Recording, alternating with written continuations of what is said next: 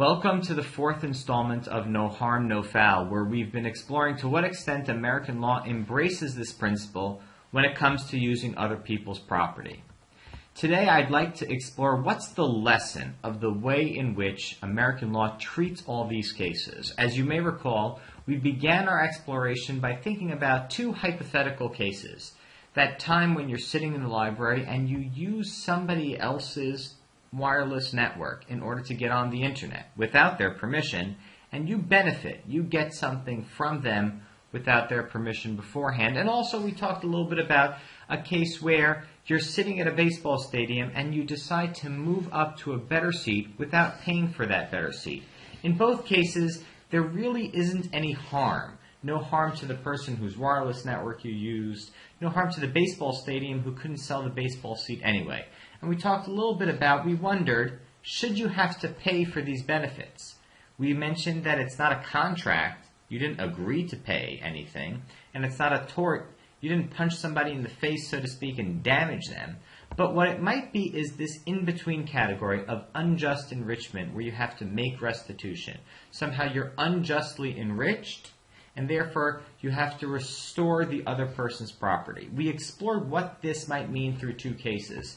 The first one was the case of the Great Onyx Cave, an instance where somebody was using someone else's property even though that person couldn't use their own property.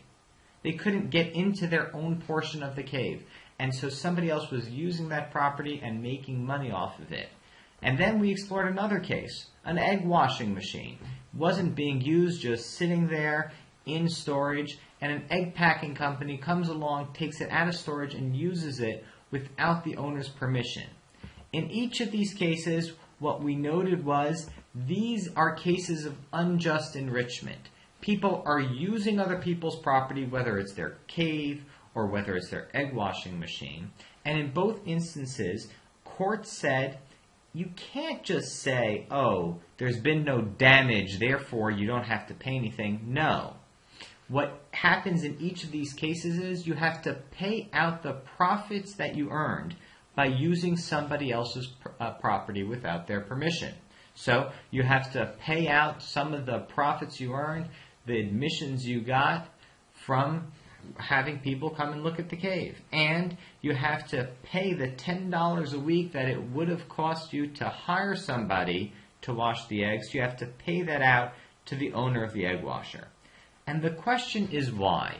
What is the value at the center of this principle of American law? Why does American law choose to say, you know what, it doesn't matter if there isn't really any damage, we're still going to make you pay out the profit?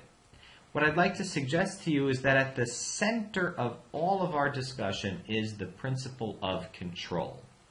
American law says we need to make sure that property owners can control their property, that people can't just come along and say, I'm going to use your property without permission.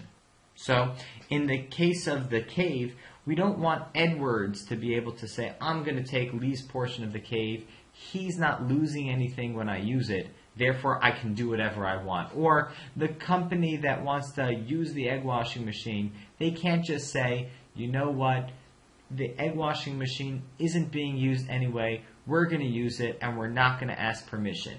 To allow people to do that would be to undermine the control that people exercise over their property, over their, so to speak, caves or their egg washing machines. Now when we say, you know what you have to do when you use somebody else's property? All the profits you earn by using their property, you have to pay them. Now people don't have an incentive to use other people's property.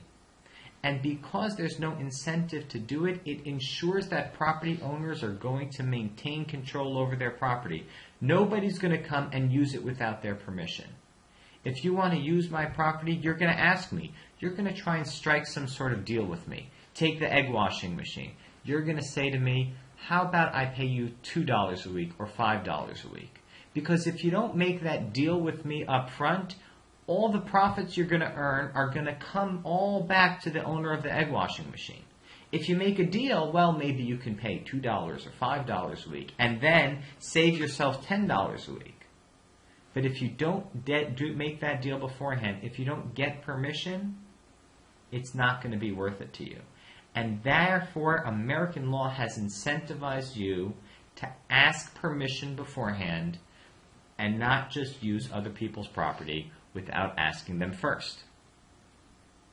What does this all do? It ensures property owners have control over their property. And so, if we think all the way back to those first two cases, when you're thinking about using that internet connection that you don't own, or that baseball seat that you didn't purchase, well, you're incentivized under American law to ask permission first. If you go and use somebody else's internet connection to make some sort of deal, trade some stock, make lots of money, there's a potential that all those profits you make are going to have to go back to the person whose internet connection you're using. Or, in the case of the baseball stadium, you see that open seat and you go and you decide to take that seat, even though you haven't paid for it.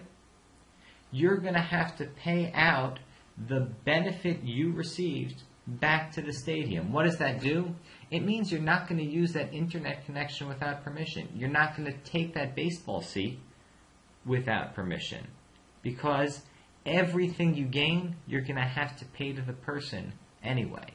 And in this way, by ensuring that people have to pay out the profits, not just the damages, not just the harm, that incentivizes people to ask permission first.